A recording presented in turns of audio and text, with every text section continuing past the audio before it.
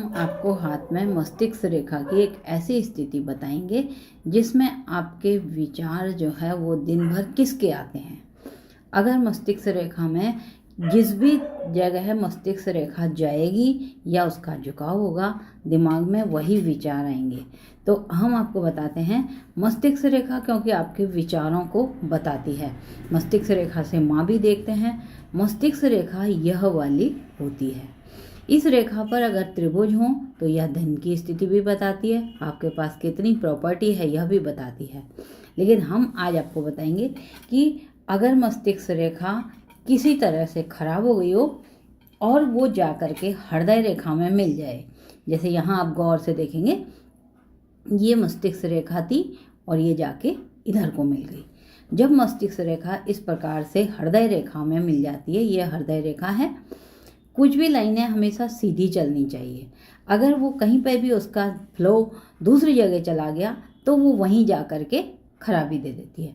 तो जब मस्तिष्क रेखा हृदय रेखा में मिल जाए, या एक और कंडीशन है कि मस्तिष्क रेखा का झुकाव इस तरह से हृदय रेखा के ऊपर को हो जाए, तो ऐसा व्यक्ति मनी माइंड होता है।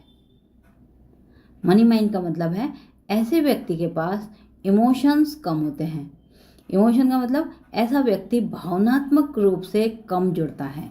जिन लोगों के मस्तिष्क रेखा हृदय रेखा की तरफ चली जाती है, उन लोगों का झुकाव माँ की तरफ ज़्यादा रहता है, पत्नी की तरफ कम, और इस कारण से भी उनको कई बार वैवाहिक जीवन में परेशानी आती है। और जब मस्तिष्क रेखा इस तरह से हो जाए, व्यक्ति मनी माइंड होता है। अब ये कह रहे हैं, यहाँ हम आपको कहना चाहते हैं कि मनी माइंड होना कोई गलत बात नहीं है, लेकिन आप मनी माइंड के साथ साथ अगर लालची भी हो जाते हैं तो ऐसी रेखा आपको बहुत बड़ी हानि दे सकती है। वह हानि कैसे? जैसे इस हाथ में हमने दिखा है कि ये जो मस्तिष्क रेखा थी ये तो चली गई हृदय रेखा पर। अब यहाँ से जो ये लाइन आ रही है ये मस्तिष्क रेखा नहीं है, ये मंगल से क्षेत्र से बाहरी मंगल से उठती हुई रेखा है। तो इसका मतलब ये हुआ कि इस व्यक्ति ने, क्योंकि ये व्यक्ति मनी माइंड था, एक व्यक्ति से साझेदारी की।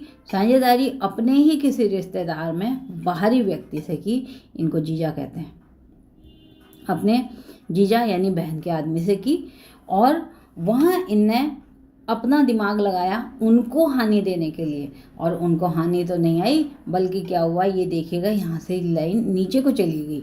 तो इनको खुद को उस बिजनेस से निकलना पड़ा, क्योंकि बिजनेस पार्टनरशिप का था, और जहाँ पार्टनरशिप का था वहाँ इनने अपनी सोच उसी तरह रखी कि मैं खूब सारा धन कमा लूँगा।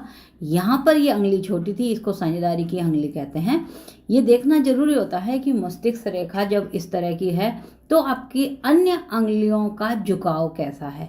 तो यहाँ देखें तो ये वाली जो पार्टनरशिप की अंगुली है ये हल्की सी बैंड खाई हुई है, और बैंड खाई हुई अंगुली साझेदारी में हानि देती है, और इनको बहुत बड़ी हानि हुई। इसलिए आप अपनी मस्तिष्क रेखा की पोजीशन जरूर देखें कि वो किस तरह से जा रही है, हृदय रेखा से तो नहीं मिलेगी।